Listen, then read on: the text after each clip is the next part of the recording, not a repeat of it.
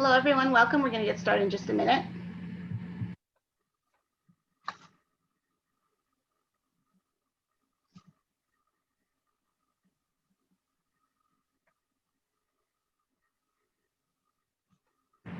Hello, everyone. Welcome. We're going to get started in a minute. If you want to say hello in the chat box, let us know where you're joining us from.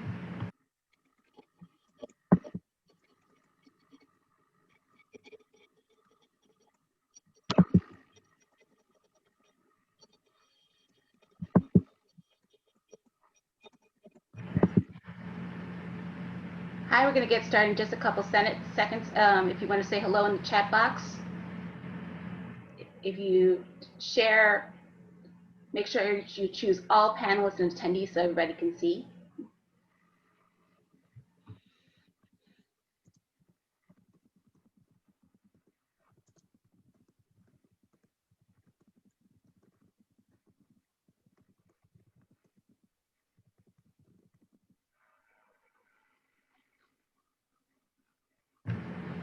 Great. So it looks like we have folks joining us from Ohio, South Carolina, Florida, Jersey,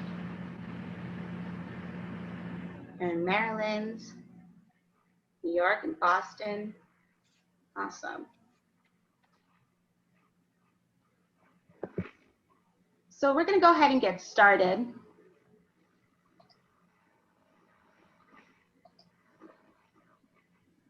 So this webinar is being recorded. Your phone line is muted, and a link to the recording and the slides will be made available. So welcome to our webinar on fundraising during COVID-19. My name is Leslie Gabe-Swanston. I'm the Director of Program and Systems Quality at NSLA. Before we get started, here's a quick overview of our discussion today. First, we'll share a little bit about NSLA, and we'll hear from our CEO, Aaron Dworkin. After that, we'll wrap up.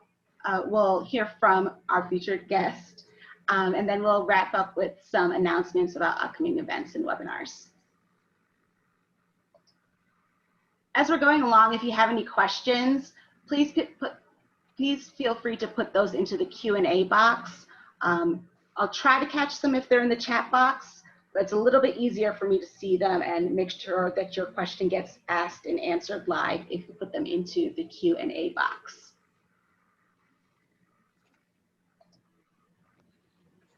So a little bit about NSLA. The National Summer Learning Association is the only national nonprofit exclusively focused on addressing the achievement and opportunity gaps by increasing access to summer learning opportunities. NSLA's goal is to increase nationwide the number of high-quality summer learning programs. To achieve this goal, NSLA recognizes and disseminates what works, offers expertise and support for programs and communities, and advocates for summer learning as a solution for equity and excellence in education. We recently produced a new PSA that I want to share with you all, just to give you a little bit of an overview of what we think of summer and how we encourage parents during the summertime. And then we'll hear from our CEO, Aaron Dworkin. Okay, first we're going to make sure my complaints.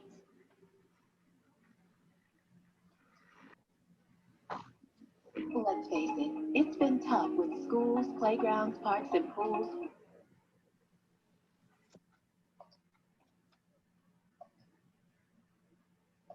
Closed for months, but we can't let COVID-19 steal the joy of learning and fun. Parents, you have and always will be your child's first and most important teacher. Remember, learning happens anywhere. So rock fractions with a fun recipe, go build a pillow fort, race earthworms, or get lost in a book. You've got this, and we've got you, with these tips to support fun learning adventures at home. Let your child's curiosity drive learning adventures.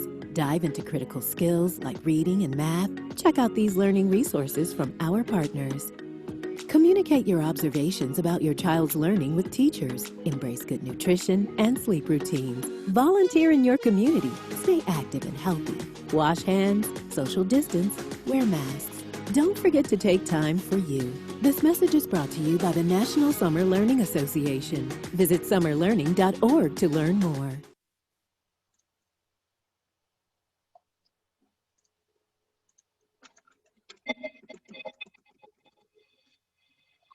Karen? Yeah. Well, thank you. Thank you, Leslie, so much. Thank you to everyone who's joined us. And we've had almost 5,000 people who've participated in our weekly Voices of Summer webinars that Leslie's been organizing with all these partners from across the country and experts since COVID started. That's just since in March. And we're doing this because we want people to be equipped with all the tools and support that they can, and to know that they're not alone as we're all trying to modify and navigate our work to serve families and students and communities. That PSA is one of a series we're putting out, especially targeting parents, where we'll be highlighting resources. So we'll make sure you have that, and please share that with the families you work with.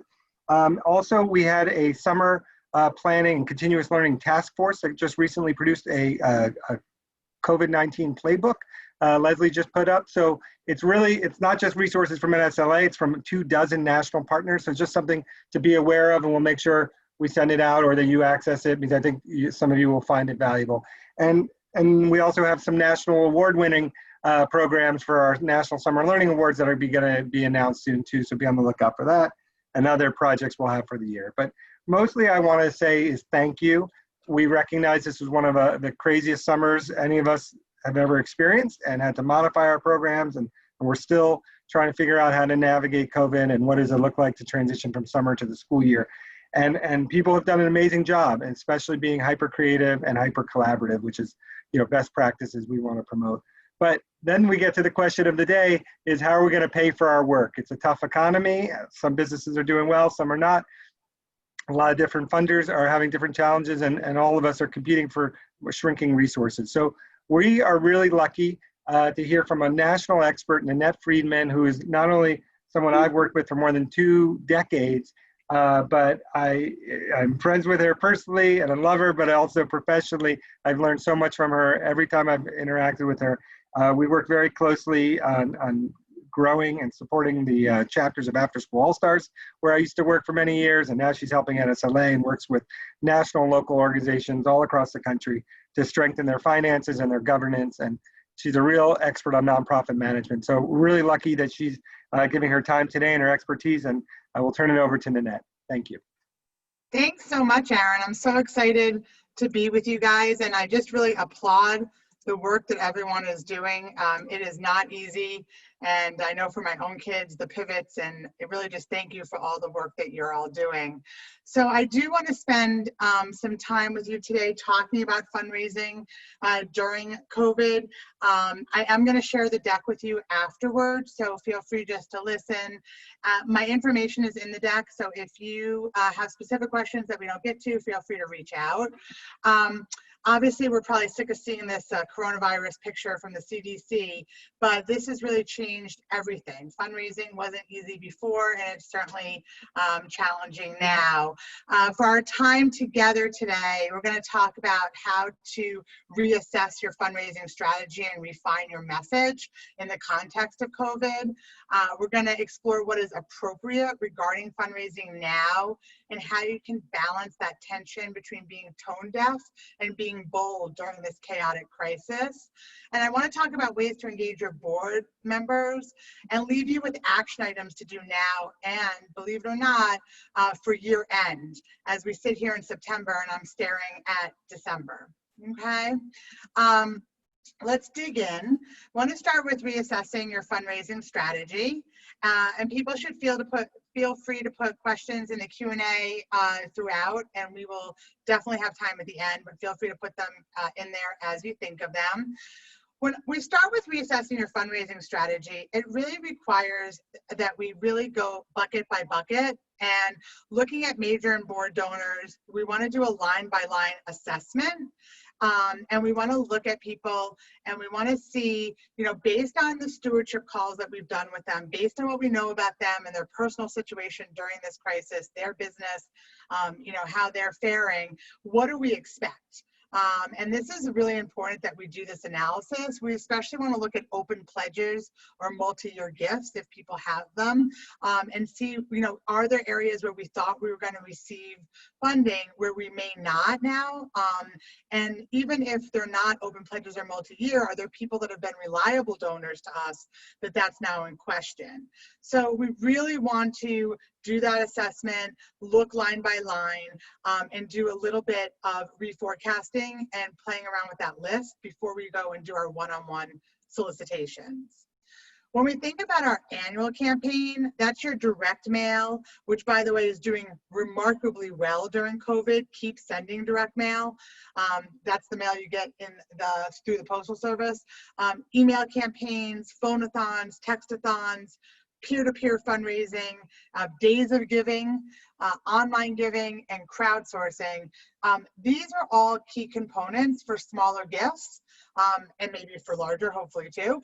But we really need to fortify these. Make sure you're adding the names of people who have been coming to your online programming and events to this category. And you might do a little research on people to see if they should be pulled up as potential major donors.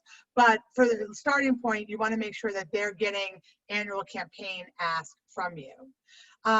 You also want to think about monthly and subscription giving. What this does is it allows people to feel like they have control. So if you're going to ask someone, to give you $1,200, that might seem overwhelming. But if you ask them instead if they can give you $100 a month, that may seem more bite-sized, and they also have control that they are able to terminate that on a month's notice. So think about monthly and subscription giving. Events obviously are now virtual, and we're getting very creative, whether it's wine tastings or cooking boxes or all sorts of things. I heard a comedian the other day. And we're going to talk a little bit about foundation grants and what we can expect from corporate grants and government funding. But really, what you need to do at first is reassess your strategy and look at where are you going to find your resources during this period. So you want to make sure that you have a written fundraising plan that is based on this analysis. Okay. Just a word about foundations. About 745 and more growing foundations have signed a pledge to loosen or eliminate restrictions on current grants. So make sure that you're checking in with any foundations that have given you grants to see if you can reshuffle the use of that money and discuss the ability to eliminate any restrictions. Also, you should feel free, they've already funded you, so do discuss opportunities for special COVID and ongoing funding, and do explain how you pivoted and how you're meeting the needs of your population now. Again, even though we think, oh, they're foundations, you really want to have a conversation, with your program officer, with the person that you've been dealing with, and understand where the foundation's priorities are and make sure they understand where you're at. And also, look at any grants and see if there are any restrictions to loosen. For corporate donors, it really depends on their business impact. We definitely want to check in. We want it to be a two-way street. We want to review and confirm any outstanding commitments and talk about any specific funding they might have. A lot of businesses are also looking for you to be sending people their way as well. So for you, if you're hyper local and you have some corporate donors or local businesses, you can think of ways that they can do like a takeout night that, proceeds support you, or things that can benefit both of you. It's really an opportunity to get creative on that local level. And in terms of larger sponsorships and whatnot, you really have to ask, how does what you do support their brand or priorities right now? If you don't get Joe Waters' Selfish Giving blog or newsletter, do yourself a favor and sign up for it. He's kind of the corporate giving guru, and he's warning that it's going to be challenging this year because the big companies will have money, but there'll be fewer local businesses to partner with. But I think you can look for win-win opportunities where you can partner with those businesses to be cross kind of pollinating, if you will. Okay. I really want to spend the rest of our time talking about individual donors. And, individuals have been remarkable during COVID. People really want to help. It brings meaning and fulfillment to them on a high level. And our brains are really wired to want to give.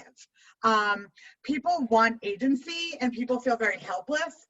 So giving a donation is also something that allows people to feel that agency. So don't decide for your donors if they want to give. I really would encourage you to ask.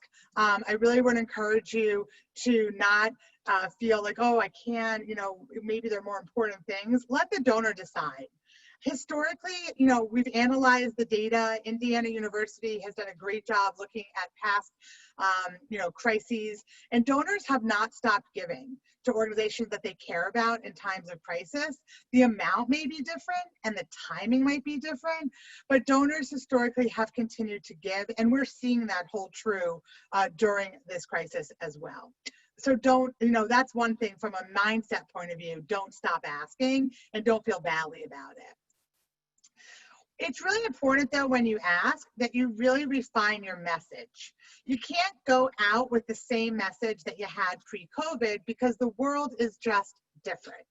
So you need to refine your message. And for those of you that have a written case for giving or a case for support, kudos. For those of you that don't have a formal case for giving or case for support, maybe you have talking points. Whatever it is, again, make sure it's in writing so everyone has the same information.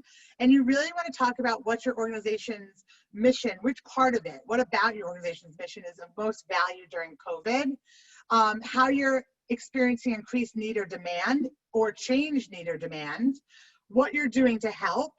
And if you're a national organization, you know, that may include how what you do benefits, you know, more frontline programs.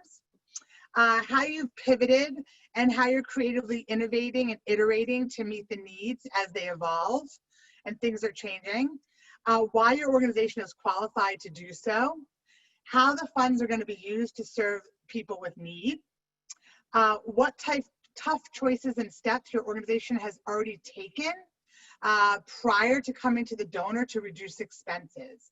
So if you've had a reduction in force, if you've given up lease space, if you've you know, made other choices that have reduced your budget, you want to let people know that you've already tightened your belt and that you're coming to them because the services require you to raise additional funds and you really have cut to the bone. You also want to talk about how everything you've done translates to increased funding needs that you can present to them as opportunities for them to help. And lastly, you want to show how your donors are valued. How are they recognized? How will they be valued by the organization? So if you don't have a message that speaks to these points, this is a great exercise to do internally with your staff, to bring to your board to work on or a development committee. But these are really important to know before you go out and ask. It's certainly not business as usual. And you want to be clear about what you're asking for. Are you asking for operating? Are you asking for emergency funding? Are you asking for specific programs? It's very, very important for you to be clear, and you may get you know, different responses from people based on what you're asking for. So don't be embarrassed that you need operating. Every organization needs operating, but a donor might respond more to an emergency funding request for a specific use or to fund a specific program that you're trying to keep going. So you want to be clear about what you are offering people, and you also want to be clear based on what you know about the donor, based on conversation, based on programs they've attended, based on past giving, where you think they might be most inclined to give. So giving some choice does seem to work well. A lot of people since March have reached out to me and said, what is appropriate for us to be doing now? This just feels like, I don't know, can we be doing this work? And the answer is absolutely. Not only can we must, we have to, we should be doing this work because we are mission driven and the mission requires us to do so.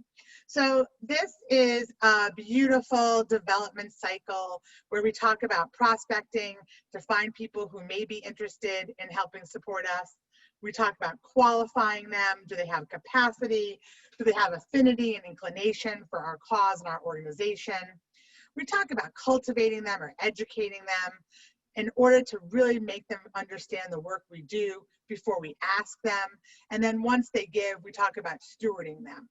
This is the development cycle. All of this work continues to go on during COVID, but there are certain parts of it that I want to speak about today. First and foremost, stewarding. It is so much more cost effective to keep a donor than it is to get a new donor. So your number one priority must be retention. And the way to retention is by stewardship.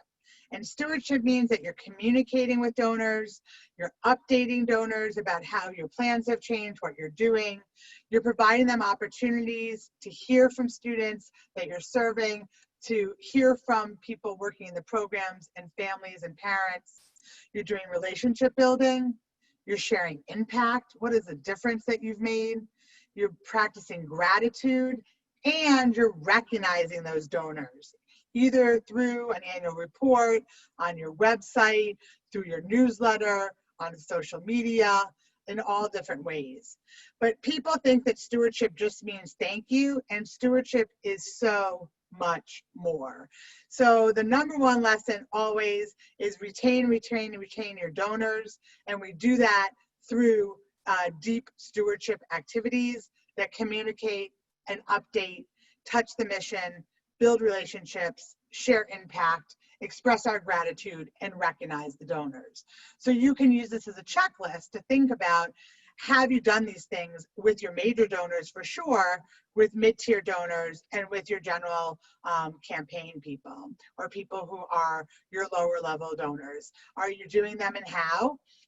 And this is really key to move forward both now and in the future. You want to solidify and fortify them as donors to the organization. So principles of strong stewardship include honesty, clarity, transparency, timeliness, mission focused, regularity, but not too much to be annoying. There's a fine line there. Striking the right tone of being realistic yet hopeful. People want hope, they need hope. Remembering it's all about the stakeholder or donor. Use language like we and us and together. It's really about them. Tell stories, showing impact, connect, and be thankful. So these are the principles, and you can test your stewardship activities to say, are we meeting these needs? I think it's really, really important, and very important for you as you think about how you can build on whatever you're currently doing. I recognize that everyone has different size staffs and different active levels of board members and committee members. So wherever you're starting from, the goal is just to add to it. Some examples of stewardship activities that have been working, of course, calling. People have been recording messages and sending them. Email updates with useful tips or recommendations. Some people, even if it's not exactly part of your mission, they're sending out book recommendations or things to watch online or places that you can go locally to get great takeout. Videos like the one we saw today, stories, whether in written or oral format, testimonials from people that you were serving this summer, your newsletter. Invite a donor to walk and talk, invite a donor to do Peloton and talk, invite a donor to do anything that they like to do and you know they like to do and talk to you at the same time. One-on-one donor video meetings for coffee or a drink. You can send coffee beans in a mug in advance. You can send a little champagne bottle and a champagne glass or a tumbler in advance. Virtual briefings with your CEO or ED. Virtual town halls or cocktail parties. People have been taking all sorts of trips, to watch missions in action or to go to cultural performances or activities. You can have a joint watch party as an engagement activity. You can do photo video sharing campaigns, engage donors in thought leadership, or offer them remote volunteer opportunities. This is not exhaustive. So if you have a great idea, feel free to put it in the chat. But these are just some stewardship activities which I've seen work over this period, and I encourage you to experiment and come up with your own, that feel right and appropriate for your organization and your donor database. What about your board members in all of this? Well, here's the good news. Board members are often reluctant to solicit or to ask, but every board member can steward donors. So give people a script to make thank you calls, text or emails. I would give board members 5 to 7 names and a deadline, and we're trying to finish this by X date, and create a tracker where people can enter that they made their call or sent their text to create accountability. Getting the board members involved in stewardship calls can also reinforce their pride in the mission. So it's sometimes a twofold, and it's fun to talk to donors when you're not asking them for anything, when you're just thanking them. So that's a great use of board members and committee members or volunteers. After we talk about thanking our existing donors, we really want to think about cultivation or education or nurturing opportunities. And this is where we really also get a chance to be creative and innovative, since most of us are still remote. Start with whatever assets you have and build from there. What you're looking to do is a chance to build relationships between your organization and the stakeholder or prospect or donor, between you and your position or the board member and their position and the donor or prospect, and also among donors and among prospects. If you can connect people, don't shy away from giving people time to network and socialize when you do virtual programs. I love to give people, a breakout room if people want to stay on and schmooze or, network with each other. I love to give people an opportunity to have choices of discussion topics, and they can pick which one they go to during a virtual program. So that gives them a chance to be with like-minded folk a little bit, and that gives them a chance to kind of see who's there and perhaps engage more when you break into smaller groups. You really do, think about that new audience that you're reaching because you're digital, and build that digital list. Continue to build it and nurture that list, and continue to think of creative ways that you can educate people about the wonderful work that you're doing and you will do. And that's the thing, is that this summer is over, but next summer, the planning starts now, and you need to take people along for that ride, and you can do that programmatically, virtually through the year. What's the role of your board when we think about cultivating or educating people? Well, there's where we want board members to connect with people they either know in their networks, or prospect names you give them, maybe people that have signed up for other things, and invite them to upcoming online programs or events, or just for like a virtual coffee to learn more about your work. In this case, I recommend starting with 2 to 3 names to make sure that the donor is actually the board member actually follows through. Again, give a deadline and create a tracker for accountability. What you really want to do is let people know they're not asking. There's no soliciting, they're just educating. And the more personal touches we have, the more we know that people are likely to give, and the more they're likely to give in larger amounts. So, number of in-person visits, and now we have to do it virtually, is really the best indicator for larger donors. Well, what about the asking? Eventually, we have to ask. So, if we've done our job well and we've been stewarding our donors, and if we've done our job well and we've been cultivating our new donors, the ask shouldn't be that difficult. In the times of COVID, we really need to zero in, though, and say, what is our need? Know your numbers and be transparent. How has your need increased and why? What is that money for? Is it ventilation? Is it additional staff because you have to have smaller size? Is it protective gear? Is it plexiglass? Is it new precautions? Is it having a nurse on site? Why? Why do you need that money in addition to what you normally would need? And I really want to point out here that sustainability of your organization is a good reason, even if you're not on the front line. A lot of people, a lot of my clients who are involved with frontline services, feeding people, healthcare, they have been really bold in asking. They feel empowered and they feel emboldened to ask for large gifts. I understand that we don't all feel that way, but I am telling you that your organization needs to exist, and sustainability is a good reason. You want to balance the tension between being tone deaf and not knowing where donors are at, and being bold, because I do believe that the future favors the bold. People aren't asking and they're raising money. So if you are not asking, you are missing out. So if you take nothing else away from this presentation, keep asking and do so boldly, and let donors decide. I think that as long as you've done your research and you've checked in with the donor, you know where they're at, and as long as you can explain, you know, with transparency, your needs and your new messaging, you know, you should feel really confident going to any donor, new or old. So who are you asking? And this is actually pretty important. I really want people to focus on board members, past, current, and future, people you have an eye on, people you've talked to about joining your board. Current donors for sure, past donors who are lapsed. So they didn't give this year. They either gave last year or some year, but unfortunately not this year. That's what a LIBUNT or a SIBUNT is.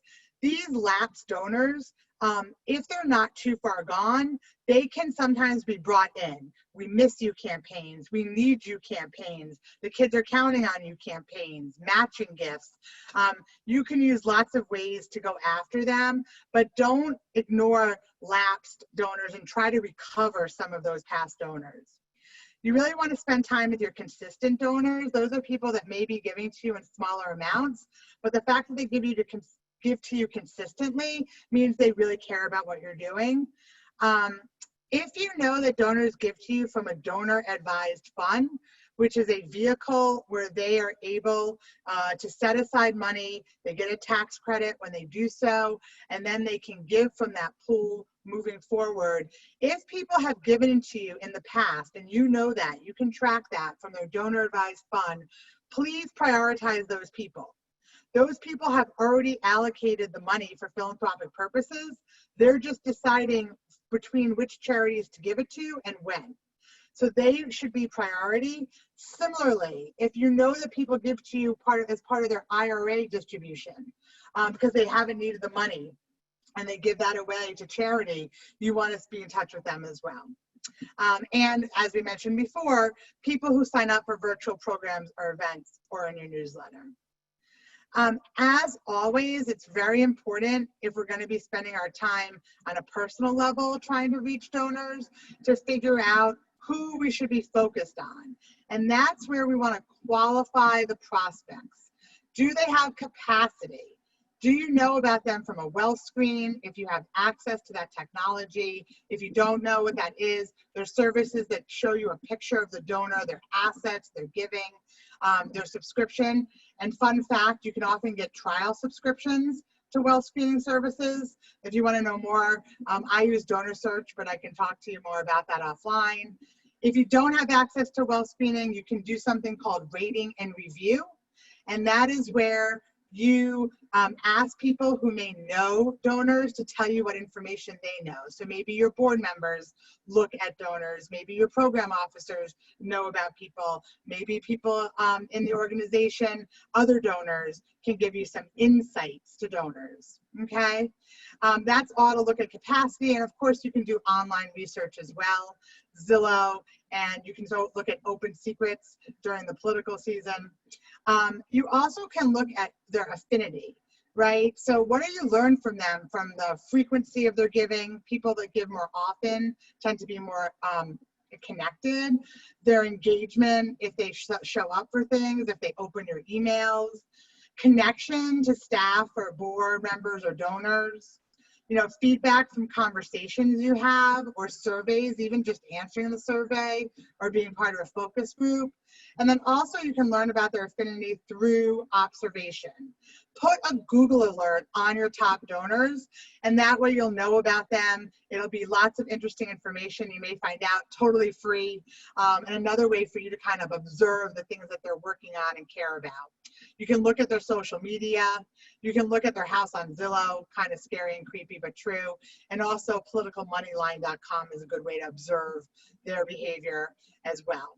But these all tell us about the donor. And the more you know, the more you can tailor your message and your ask, especially at the higher levels. The role of the board in asking varies. Some people will have nothing to do with it. Some people are natural salespeople or experienced fundraisers. If so, certainly put them to work as solicitors. Otherwise, maybe consider offering a solicitation training to your board members, complete with role playing, to get them comfortable making the ask. Something to do all the time, and some people just need to practice. They just need that confidence. So that's, I want to pause there for a second and just kind of recap and say it all starts with looking at your strategies and doing some analysis, refining your message, and then thinking about how you're going to put your board members to work and your team members to work, really stewarding, cultivating, and asking people to invest in the work that you're doing. And the big takeaway is don't stop doing it. You're worthy and you're needed. But I do want to spend a few minutes before I open it up for questions.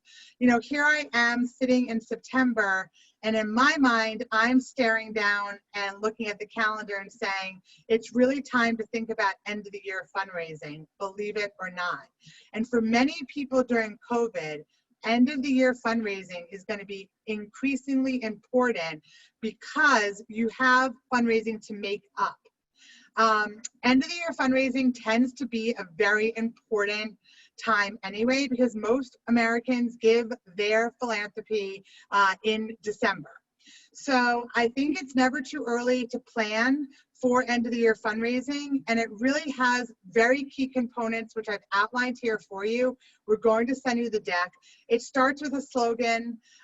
You want to make sure you're going to order, never too early to order those season's greetings. You're going to have a strong appeal letter with the social media component. You want to do a video season's greetings to donors, and just remind you that some people start this in November with Thanksgiving, and some people wait until December. And I'm sure you can appreciate that. You want to look at that lapsed donor list and those people who you might be able to recover, and take that top 10 to 15 who have not given yet and really target them for the holiday season. Keep an eye on them through September and October, but once they get to November, you really want to see if you can work on them. You know, you want to look at that top prospect list, and in September and October, you're still going to be going about, but you want to be ready in November and December to really, you know, get there first, because virtual meetings, it's still hard to get on people's calendars. Okay, so you want to get there early. Sending pre-thank yous for past support and follow-up calls with your donor appeal letter really works. So how that looks is, if you have a list of people that you're going to send an appeal letter to, you would make pre-thank you calls to those people anywhere from 6 weeks to 3 weeks ahead of time. Then they would get the appeal letter, and then hopefully they would return it back, or they would send it in online. And then if you don't hear from them, you would do follow-up calls. This is another way for you to engage your board and your volunteers. Really important. Finally, you know, really important, you want to send follow-up email appeals and post on social media the last few days of December. And even though a lot of people take vacation then, who knows if they'll be going away or there'll be a staycation these days, but studies show that 40% of online donors make their gifts in December, and another 40 to 60% of those donations are made December 30th and 31st. So really important that you have this highly choreographed. And, you know, if you haven't done this in the past, it's really the year to do this with COVID, because there's lots of money to be made up. You want to make sure that your website has a big donate now button that you can't miss on the front page. You want to use the word you about the donor. You want to create urgency. You want to visually show charts and infographics that convey your message. And again, we start our stewardship right away. You want to thank donors in at least 3, if not 4 ways. Thank you when they make a donation online, or by email receipt, or by thank you letter, followed up by a handwritten note if you can.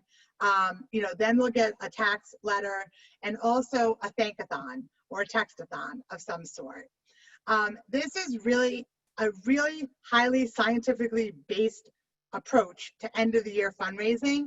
And during these times of COVID, even if you haven't done all this before, if you have dollars to make up and you have a strong a database of email addresses and of snail mail addresses, I highly recommend that you invest in this year.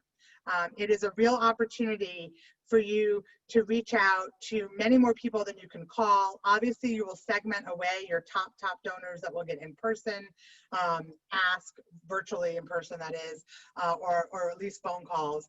But you want to absolutely think about this for the majority of the names that you have. Okay, so just to finish with some action items, engage your development and finance committees in reforecasting your projections and budgets, update your message, communicate with transparency and frequency, update your fundraising plans with new strategies, get creative, engage those staff, board members, and volunteers, plan for year-end fundraising, and most importantly, don't stop fundraising. There's no pause here. Keep going. You know, really seeing that people who are keeping at it are raising money. And it's relentless and it's exhausting, but it's what we need to do to support our mission. So I really want to pause there. I want to leave time for any and all questions about anything that we covered or anything that we didn't cover. This is a tricky time to be raising funds, and you know, there's no question that you should feel embarrassed to ask. So I'd love to just open it up, and if people have any questions, please put them in the Q&A or put it in the chat. Thank you so much, Nanette. Like Nanette said, if you have any questions for her, now is the time to put them into the Q&A box. We did have a couple questions from before when you all were registering. So just to give you guys a minute, if you had to type some questions in, I'll ask a couple of those. So there are a couple questions here from specific organizations like libraries or performing arts organizations. Do you have any tips for them on specific kind of service interest areas? Yes, you know, it's interesting because I work with an arts organization for a while, and they said, well, we're not essential, so how can we raise money? And I said, you're not essential. What do you think is pulling people through this? I mean, I've watched more TV and more movies and read more books over the last 6 months. So libraries and art institutions and cultural institutions, you are pulling everyone through. And you certainly should remind people, you know, their companions during this crisis have been art and culture and literature and film and whatnot. And they exist because of the work that they do. So that's really where that message development really is key. And don't be afraid to brag about the way that you've contributed, and don't be afraid to show stats. You know, I know one library that does Kindle takeout. You know, they can reserve Kindle books, and they've seen, you know, a 300% increase. I mean, that's a stat that I would share. So I would definitely think that they can sell, you know, if you will, to donors, how important they've been during this period and how they really have sustained us. And they can get very creative in the online programming that they offer for cultivation as well. And for, you know, get an author, you know, get some performing arts groups, have a watch party, lots of things. Okay. We have a question about from startups. Any suggestions for a startup nonprofit organization on their first year of fundraising? Yes, so a couple things. I think all startups really rely on the networks of the founders. So you want to really exhaust your network and give people a chance to know what you're doing, give people a chance to get excited with you about what you're doing. That's going to be your first line. And then every single person who has donated, or every single person that you talk to, the most important question you ask is, what is the best way that you think I should proceed? You have advice. People love to give advice. And are there other people you think that I should speak with? Either because they may have important advice, or they may be interested in being partners in the work that we're doing. So that is really tried and true. And when it comes to startups, and you also want to make sure that you report back to early funders about how you're doing on a regular basis, because they're also more likely to increase their investment, their initial investment, if they feel that you're making progress. Okay. We have a question from Mindy. Do you have any suggestions when your program is operating in a small area with what feels like a lot of oversaturation when it comes to asking for new major prospective donors for money? Yeah, I mean, small communities are tough on one hand in small areas. The benefit is that you tend to know a lot about the prospective or current donors, so that's a plus. But there does seem to be a lot of demand on the same major donors. So a couple of suggestions. One, I would again sometimes ask for meetings with people for advice again, not worrying about getting the money, and letting them know and put you on the radar and asking who might be interested. I would also look at donors' families. I know that's funny to say, but sometimes one generation will feel very strongly about one philanthropic area, and the other generation hasn't found their philanthropic passion area yet. So if you have a finite amount of funders in the area, you want to make sure that you're looking across the family and across generations. The other thing that you can also do is consider collaborating with other program providers and making joint ask. That I have seen that be successful.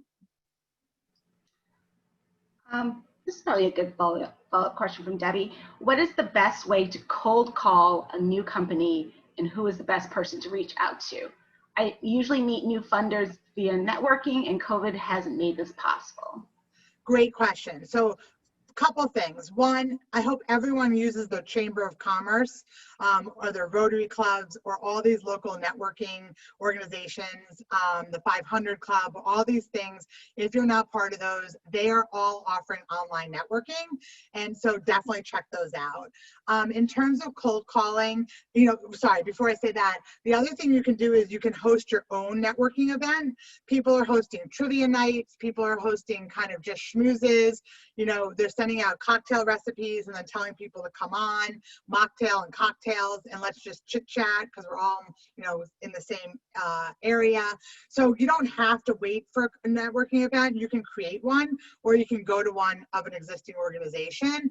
If you're not meeting people that way and you want to cold call, couple things.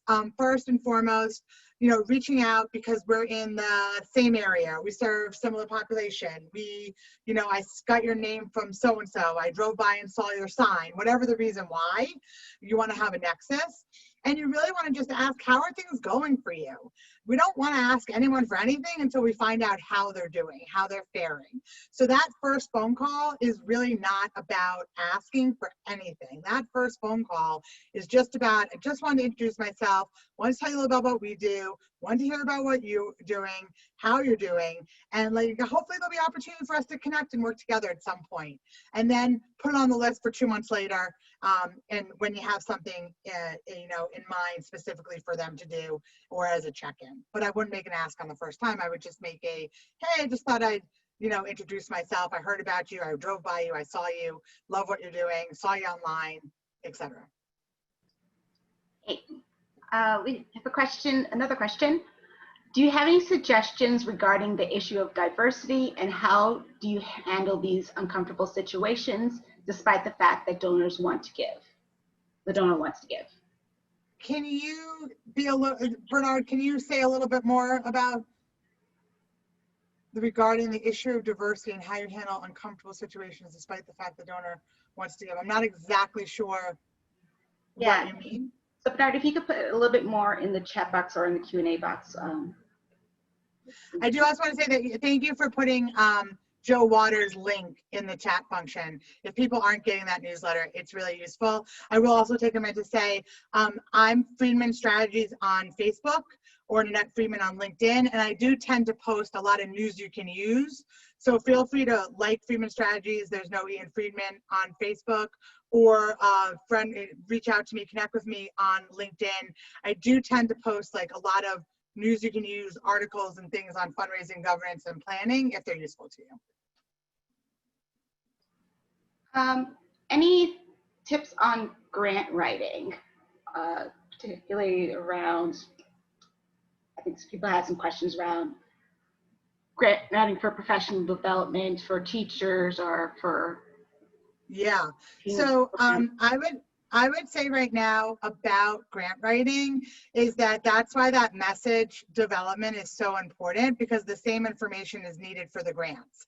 You know, how have you really, you know, changed what you've been doing? How have you responded?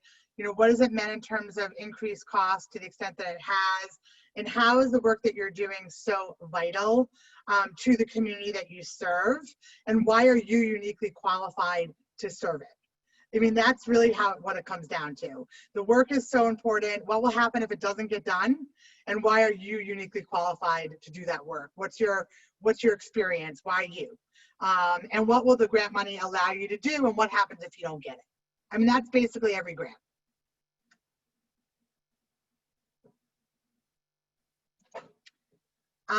If there are other questions, I would love to take them.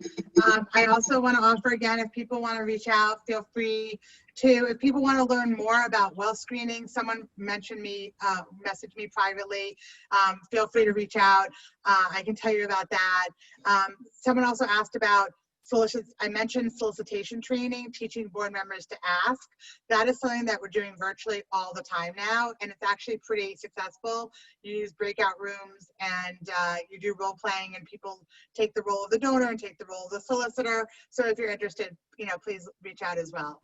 I would certainly be, you know, wanting to discount all my services for this vital organization. So I really appreciate this opportunity to be with you guys today. Thank you so much. Yeah, so Nanette, I put your website in the chat box. I'm guessing that your social media is on your website as well. Yes, I see someone says that they can't find me. It's probably my name is spelled wrong. It's NANETTEFRIDMAN. So try again. Or definitely go to my website and you'll find it there. Oh, I see Bernard has written, if the person says something that is racist or discriminatory, do you overlook this given the need for a donation? So that is a really important and timely question.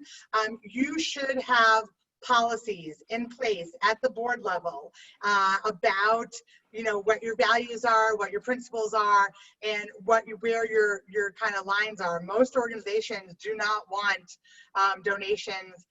They don't want to be tainted by that.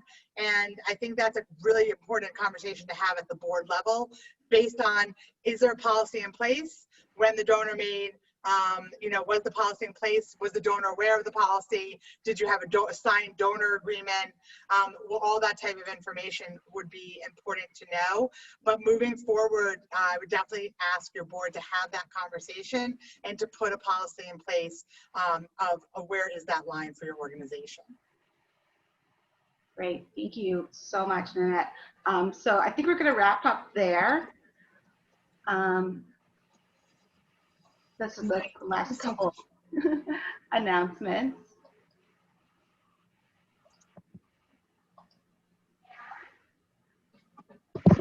I just want to make sure that to share more about our Voices of Summer webinar series. This is a webinar part of that series.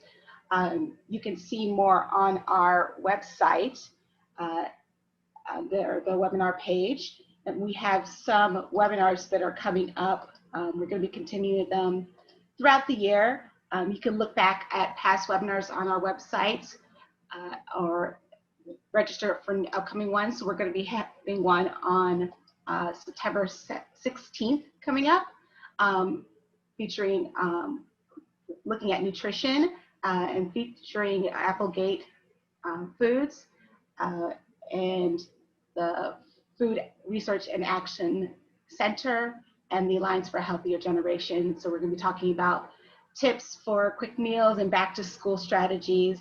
The first 25 guests to register will receive a coupon for a free Applegate product and a reusable tote bag, and all attendees will also have a chance to win a grand prize swag bag that Applegate is putting together for us. So look out for announcements about that webinar and other upcoming webinars in our summer Voices of Summer webinar series. And the best way to find out what's coming up is to follow us on social media. So if you aren't following us on Twitter or Facebook, please do that. We're at Summer Learning and at Smarter Summers on Facebook. Also, be sure to sign up for our newsletter on our website. You can join a community of special cohorts of peers interested in topics like sports, literacy, or youth employment. You can also find out more about our consultation support and technical assistance for your summer program.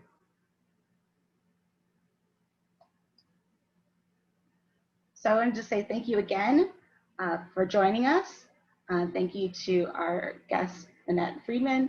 I hope you all found this informative and it will help you in your fundraising efforts this year. We'll be in touch. Have a good rest of your day and a great holiday weekend.